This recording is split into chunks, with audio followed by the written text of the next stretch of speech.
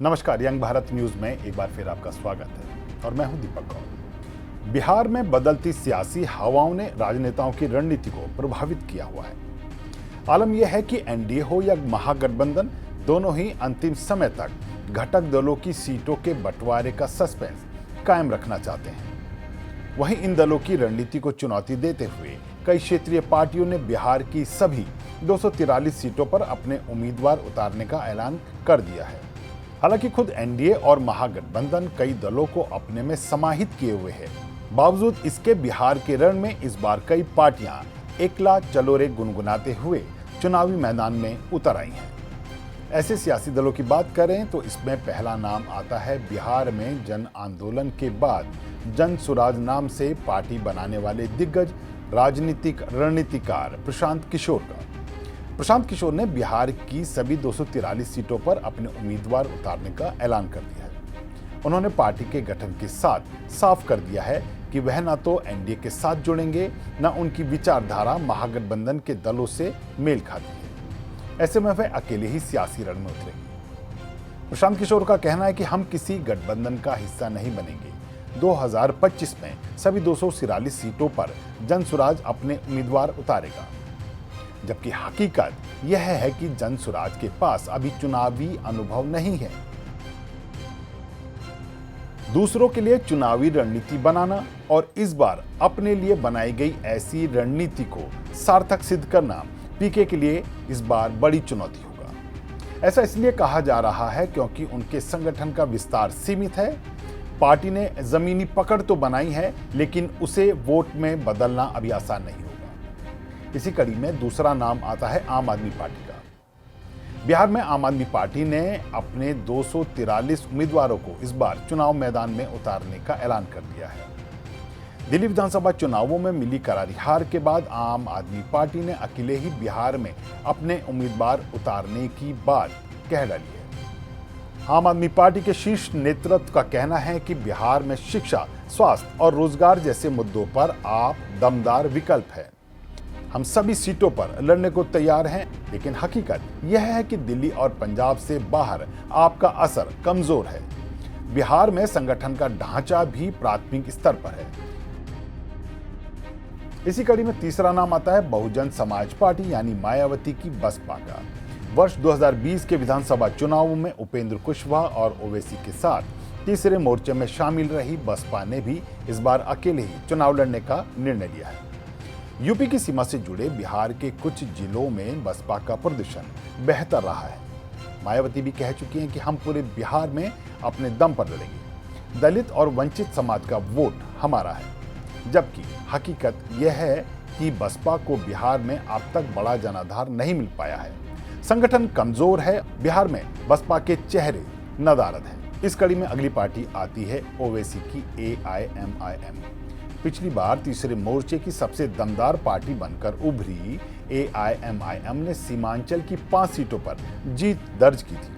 हालांकि इस बार ओवैसी की पार्टी ने लालू को एक चिट्ठी लिखकर महागठबंधन में शामिल होने की इच्छा जताई थी, लेकिन इस मुद्दे पर लालू ने कोई प्रतिक्रिया ही नहीं दी। हालांकि तेजस्वी ने इशारों में ओवैसी को महागठबंधन में शामिल करने से मना कर दिया है। इसके बाद ओवैसी भी अब अकेले ही सियासी मैदान में उतरेंगे। हालांकि वो कितनी सीटों पर उतरेंगे ये अभी पता नहीं। हालांकि वो बसपा के साथ मिलकर एक तीसरा मोर्चा बना सकते थे, जिससे वह मुस्लिम और दलित वोटों की राजनीति करते, लेकिन बसपा ने पहले ही अकेले चुनावों में उतरने का ऐलान कर दिया है। इस सबसे इतर AIMIM का कहना है कि हम मुस्लिम बहुल सीटों के अलावा अन्य जगह भी दमदार उपस्थिति दर्ज करेंगे, लेकिन पार्टी की हकीकत यह है कि सीमांचल के कुछ इलाकों तक ही पार्टी की पकड़ है। इसके अलावा प्रदेश के अन्य क्षेत्र में पार्टी प्रभावी नजर नहीं आती। अब अगर चुनावी बयानबाजी की बात करें तो लोक जनशक्ति पार्टी के चिराग पासवान भी इस बार लगातार कई मंचों पर बिहार की सभी सीटों पर अकेले लड़ने की बात कह चुके हैं। नीतीश कुमार के खिलाफ हमेशा से मुखर नजर आने वाले चिराग इस बार भाजपा और जदयू के गढ़ों में जाकर भी बिहार की 243 सीटों पर अकेले चुनाव लड़ने का ऐलान कर चुके हैं। हालांकि इसे दबाव की राजनीति ही माना जा रहा है, लेकिन अगर सियासी समीकरण चिराग के पक्ष में नजर नहीं आए तो वह भी इस बार एकला चलो रे की तर्ज पर सियासी मैदान में नजर आएंगे। हालांकि चिराग के पास अपना एक वोट बैंक है जो लंबे समय से पासवान परिवार में विश्वास जताता है, लेकिन सियासी हकीकत चिराग की यह है कि पिछले विधानसभा चुनावों में अकेले लड़कर वो अपनी प्रचंड हार देख चुके हैं।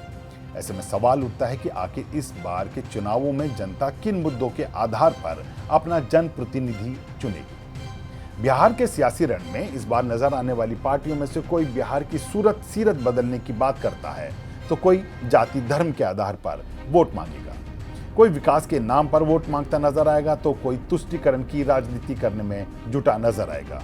किसी का MY फैक्टर चलेगा तो किसी की दलित रणनीति और राजनीति नजर आएगी। आखिर मतदाता अपने लिए उपयुक्त पार्टी का चुनाव कैसे करे? क्या वह जाति देखे, विकास के नाम पर वोट दे, नए सपने देखे या चुनावी वादों पर विश्वास करे? इस मुद्दे पर बात करने के लिए एक बार फिर हमारे साथ पटना से मौजूद हैं हमारे कंसल्टिंग एडिटर प्रमोद मुकेश। प्रमोद जी, क्या इस बार एक EVM में सभी दल समा पाएंगे?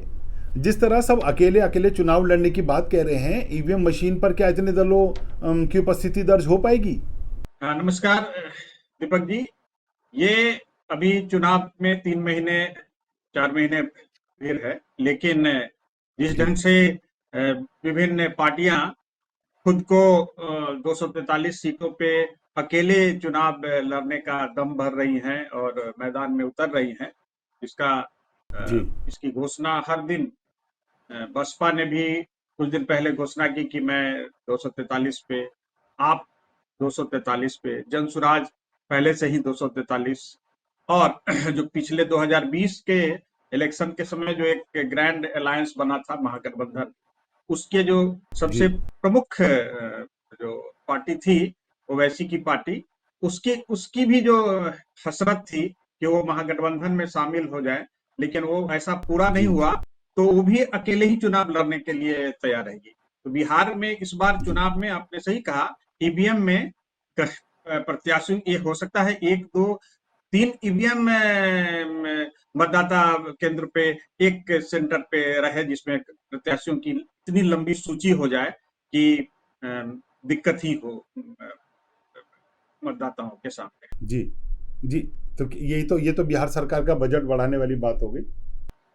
जी जी जी जी, चलिए मेरा दूसरा सवाल आपसे ये होगा कि आखिर इतने उम्मीदवार पार्टियों के बीच मतदाता अपने लिए एक सही जनप्रतिनिधि का चयन करेगा कैसे?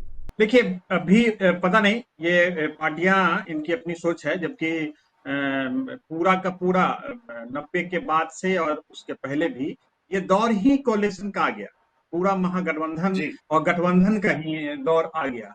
कोई भी पार्टी, चाहे राष्ट्रीय पार्टी ही क्यों न हो, अपने दम पे कहीं भी अगर पार्लियामेंट्री इलेक्शन हो तो 200 540 सीटों पे नहीं लड़ती है, और बिहार जैसे राज्य में 243 सीट है, तो कोई भी पार्टी, चाहे बीजेपी हो, जदयू हो, राजद भी हो, तो ये दौर ही सहयोग का है, क्योंकि इतने छोटे छोटे पॉलिटिकल पार्टी और उनका अपना स्ट्रॉन्ग पॉलिटिकल बेस है और उनके अपने एस्पिरेशन है, तो इनको मिलाने के लिए लोगों की अब ये ऐसी जरूरत हो गई है कि अब ये एक गठबंधन का दौर है, गठबंधन बने।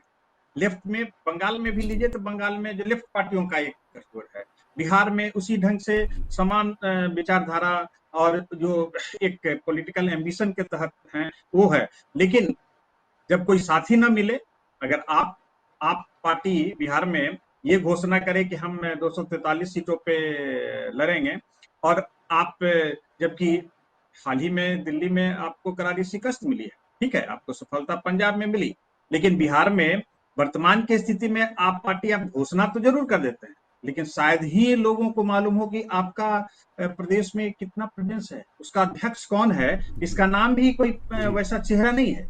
वही स्थिति बसपा की है। बसपा उत्तर प्रदेश की मायावती के स्ट्रॉन्ग होल्ड, उसकी छत छाया में पनपने वाली पार्टी, और बिहार में ठीक है, हर इलेक्शन में उनका अपना प्रेजेंस होता है, लेकिन 243 सीटों पे कुछ चुनिंदा सीटों पे उनके फॉर्मेडेबल कैंडिडेट हो सकते हैं। और जहां तक जनसुराज की बात है, तो जनसुराज पार्टी का जन्म ही बिहार में हुआ और ये पहली उनकी राजनीतिक यात्रा है चुनावी, जिसमें उनके सामने ये पूरा का पूरा ये सामने है कि वो अपनी राजनीतिक यात्रा और पॉलिटिकल क्षेत्र लड़ाई लड़े। तो वो तो उनकी घोषणा ठीक है, उन्होंने जमीन पे काम किया है और 243 सीटों पे वो लड़ेंगे, और वो पहले से अनाउंस किए हुए हैं कि हम अकेले लड़ेंगे, किसी के साथ मेरा कोई गठबंधन नहीं होगा, क्योंकि उनके निशाने पे इक्वली अगर मोदी हैं, नीतीश हैं, तो लालू प्रसाद यादव और तेजस्वी यादव है। यानी महागठबंधन भी उतना ही, क्योंकि वो बिहार की बदलाव की बात करते हैं। बिहार में जिस ढंग से 2.5-3 साल से वो अपनी यात्रा चला रहे हैं और घूम घूम के कैडर बनाना और ये करना। क्या क्या पिछली बार की तरह तीसरे मोर्चे के लिए इस बार किसी ने प्रयास ही नहीं किया, या सबका अहम, पार्टियों का और पार्टी के प्रमुखों का अहम इस तीसरे मोर्चे के गठन में बाधक बना? ये जो आपने सवाल किया है कि हम नहीं, ये कोशिश 2020 में हुई थी, क्योंकि 2 फ्रंट के बाद अगर कोई बचता है तो तीसरा फ्रंट, ये कोशिश थी। और उस समय जो लोग थे जैसे रालोसपा, बसपा और ओवैसी की पार्टी, तो रालोसपा भी खुद एनडीए के पार्ट हो गए हैं, माने उपेंद्र कुशवाहा, जी और जी। बसपा को सब दिन अकेले लड़ने की भी रहती थी, और वो उसने भी घोषणा कर दी है, मायावती बहन मायावती ने। लेकिन ओवैसी चाहते थे कि हम महागठबंधन के पार्ट बने, लेकिन कुछ अपने पॉलिटिकल राजनीतिक कारणों से, सीमांचल की राजनीति या जो एमवाई वोट बैंक है मुस्लिम का, उसका एक बड़ा चेहरा ओवैसी को राजद ने ये सलाह देते हुए इस बात को ठुकराया कि आप इलेक्शन ही ना बिहार में लड़े, तभी आप मेरी मदद कर सकते हैं। तो इसलिए हम तो है, हम तो रहा होगा कि जी ओवैसी के जाने से मुस्लिम का बड़ा वोट बैंक सीमांचल से लेके सीमावर्ती जो नेपाल से लेके बंगाल वाला इलाका है, उसमें जो मुस्लिम जी वोटर है उस पर ओवैसी का इम्पैक्ट है। तो ये कोशिश तो हुई नहीं, जो कोशिश करते वो पहले से ही कोई गठबंधन या महागठबंधन में, मैंने एनडीए में उपेंद्र कुशवाहा जो पिछली बार महागठबंधन के पार्ट थे, मैंने थर्ड फ्रंट के पार्ट थे, तो वो पहले से सेट है, और ये ओवैसी को जगह ही नहीं मिली, तो ये मजबूरी में भी थर्ड फ्रंट शायद ही बने, इसलिए इनकी मजबूरी है कि सब अकेले ही लड़े। और जैसे मैंने कहा कि बसपा अकेले लड़ेगी, ही आप भी अकेले लड़ेंगे। जनसुराज तो अनाउंस्ड ही है, नई पार्टी है, तो वो तो अपना जमीन तलाश रही है, पिछले 2.5-3 साल से शांत किशोर मेहनत कर रहे हैं, तो परीक्षा जी।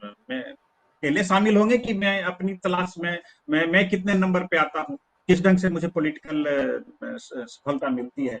इसलिए ये गठबंधन शायद ही, माने सब लोग, ये मजबूरी है, कहीं कहीं अहम है, माने अगर अहम नहीं रहता तो ओवैसी को महागठबंधन में स्पेस मिल सकता था। पर मेरा अगला सवाल आपसे यही है कि आम आदमी पार्टी, जनसुराज, बसपा, ओवैसी की पार्टी हो गई, और साथ में इन सब के साथ अगर जोड़ दें तो लोक जनशक्ति पार्टी चिराग पासवान की, तो क्या संभव है कि सभी पार्टियों को उनकी कॉन्स्टिट्यूंसी में कुछ दमदार उम्मीदवार भी मिल पाएंगे? शायद भाजपा भी अगर 243 सीटों पर इस टाइम दमदार उम्मीदवार खोजेगी तो शायद उनके लिए भी मुश्किल होगा। तो क्या इनको वो दमदार जिताऊ वाले मिलेंगे, या बस वोट काटो उम्मीदवार ही मिलेंगे? हाँ, ये एकदम सही आपने कहा कि अगर बीजेपी भी 243 सीटों पे खुद के उम्मीदवार को खड़ा, तो हो सकता है कि वो उनको उस हिसाब से दमदार जिताऊ उम्मीदवार तो शायद ही मिले, और बोरो लेना जी पड़े। अगर देखिए पॉलिटिकल, मैंने राजनीति तो संभावनाओं का पूरा खेल है।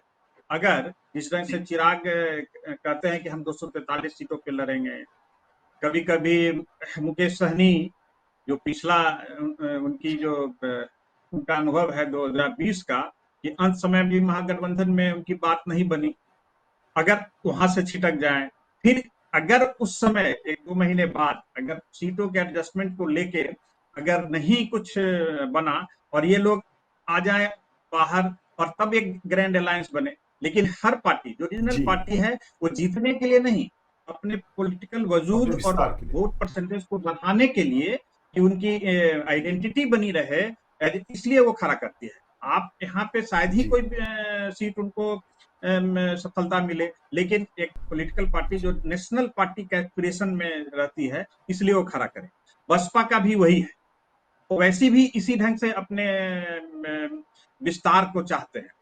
हो सकता है चुनाव में जी जीत हो हार हो, ये तो जनता पे निर्भर करे, लेकिन अपनी उपस्थिति के लिए आज ही के अखबार में 17 या 18 पॉलिटिकल पार्टी जो बिहार में रजिस्टर्ड है, उनको नोटिस चुनाव आयोग ने दिया है कि भाई आपने तो कहीं कैंडिडेट भी नहीं खड़ा करते हो और आप क्यों वजूद में हो। जी तो ये पार्टी कुछ जी मजबूरी में इस ढंग से भी जब चुनाव नजदीक आता है तो अपने को बाजार में या मार्केट में कहिए सक्रिय करते लोगों हैं। के बीच आने की कोशिश करते, सक्रिय करते हैं। लेकिन जहां तक मैंने उम्मीदवार या कार्यकर्ता शायद ही इन लोगों को सीरियस कैंडिडेट 243 पे मिले, अगर इंडिविजुअली ये लोग चाहें। जी तो मेरा अगला सवाल भी यही होगा कि अगर लोक जनशक्ति पार्टी को हटा दें और बाकी के जितने भी ये इंडिविजुअल जो खड़े हो रहे हैं, चाहे वो बसपा हो, चाहे वो ओवैसी हो, चाहे अन्य जो भी हो, क्या ये सीधे तौर पर महागठबंधन को बड़ा झटका देने जा रहे हैं? क्योंकि जो वोट जो जो जिस तरह का वोट परसेंटेज देख रहे हैं, ये जो महा अलायंस जो इंडी अलायंस है, ये सभी इंडी अलायंस के साथ ही हैं। ये बिहार में सब अलग अलग खड़े हो रहे हैं, तो सीधा सीधा तो ये एनडीए को बहुत अच्छा बड़ा फायदा और महागठबंधन को ये नुकसान पहुंचाने की स्थिति में। हाँ, निश्चित रूप से देखिए, ये दोनों के लिए है। हम ऐसा नहीं कह सकते हैं कि महागठबंधन को ही डैमेज करेंगे। जन सुराज जी जो है, जो प्रशांत किशोर की पार्टी जी है, वो तो बहुत सारे जगह पे एनडीए को भी और को डैमेज करेगी अगर वो कैंडिडेट है। लेकिन जहां तक महागठबंधन में अगर ओवैसी की पार्टी नून है अपने मुस्लिम फेस और उनका आइडेंटिटी को लेके, अगर वो सीमांचल में अपने उम्मीदवार को खड़ा करेगी और जिस ढंग से उसको पिछले चुनाव में सफलता मिली थी और इस बार भी अगर वो सफलता मिले, तो निश्चित रूप से महागठबंधन को घाटा होगा और एनडीए को लाभ होगा। बसपा भी ट्रेडिशनली जहाँ पे जो महागठबंधन के वोट को अगर काटेगी तो वो फायदा एनडीए को होगा। अगर इस ढंग से और ओवैसी के बारे में बताया ही, ओवैसी सीमांचल में अच्छा प्रभाव है। और ये इनका जनसुराज तो सबके लिए, जनसुराज अगर है वो फेस है, तो वो जहाँ कहीं, क्योंकि उसने पिछले साल जो उपचुनाव हुआ था 4 जगह, तो जी उस एक राजद की हार का एक जगह वो जनसुराज ही कारण बना था और कहीं की जीत के किसी का कारण। तो इसलिए ये पार्टी ज्यादातर हो सकता है महागठबंधन को डैमेज करे, लेकिन कहीं कहीं ये एनडीए को भी नुकसान पहुंचाएगी। तो ये बात तो तय नजर आ रही है कि इन सियासी दलों की जो एकला चलो की राजनीति है, वो आने वाले दिनों में एकला हारोरे के तंज में भी कन्वर्ट हो सकती है। हाँ, आपने सही कहा, क्योंकि ज्यादा माने अगर आप कहा कि पूरे देश में इंडिया गठबंधन में एकजुटता रहती है और जहां एकजुटता रहती है तो वहां सफलता मिलती है। अगर झारखंड जी में सफलता मिली, लेकिन बिहार में अगर इस ढंग से विखंडित अगर राजनीति रहेगी और सब एक ही वोट बैंक पे अगर 4 दावेदार होंगे, तो निश्चित रूप से एनडीए को उसका लाभ मिलेगा। और एकला चलो की राजनीति कितनी दूर तक जाती है बिहार में, क्योंकि ये पार्टियां जी चाहे जो भी जिनकी मैं और हम अभी चर्चा किए, चाहे आप हो, और बिहार के लिए नया नया ही का एक्सपेरिमेंट होगा। हाँ, जनसुराज जो काफी मेहनत और सही टोन और को माने मूड को भांप के काम कर रही है, वो इम्पैक्ट दे सकती है। वो अकेला चल के भी जी हो सकता है कुछ इन लोगों से इतर अलग अपनी राह बना। तो प्रमोद जी, आने वाले समय में इनका भी जमीनी हकीकत जो है वो सबके सामने आ जाएगी। हम भी इससे रूबरू अपनी दर्शकों को समय समय पे कराते रहेंगे। इस मुद्दे पर आप हमारे साथ जुड़े, आपका बहुत बहुत शुक्रिया। धन्यवाद। बहरहाल सियासी समीकरण ये कह रहे हैं कि एकला चलोरे की रणनीति बनाने वाली सियासी पार्टियां शायद जल्द ही एकला हारोरे का तंज झेलते नजर आए। बता दें कि छोटे दल लोकतंत्र में जरूरी विकल्प होते हैं, लेकिन जब वे खुद को राज्यव्यापी ताकत बताने लगते हैं तो आंकड़ों और जमीनी हकीकत में मेल नजर नहीं आता। ऐसे में सिर्फ नारेबाजी और मीडिया कवरेज से वोट नहीं मिलते। 243 सीटों पर चुनाव लड़ना एक साहसी ऐलान है, लेकिन बिहार की राजनीति में यह तब तक व्यवहारिक नहीं है जब तक कि संगठन हर सीट पर मजबूत न हो, उम्मीदवार हर विधानसभा में प्रभावशाली न हो, जनता का भरोसा पार्टी के एजेंडे में दिखाई दे, वरना ये एकला चलो की राजनीति एकला हारोरे में बदल जाएगी। आपको हमारी ये रिपोर्ट कैसी लगी कमेंट बॉक्स में जरूर बताएं। ऐसी ही एक नई रिपोर्ट के साथ हम आपके सामने पेश होंगे। तब तक के लिए देखते रहिए यंग भारत न्यूज।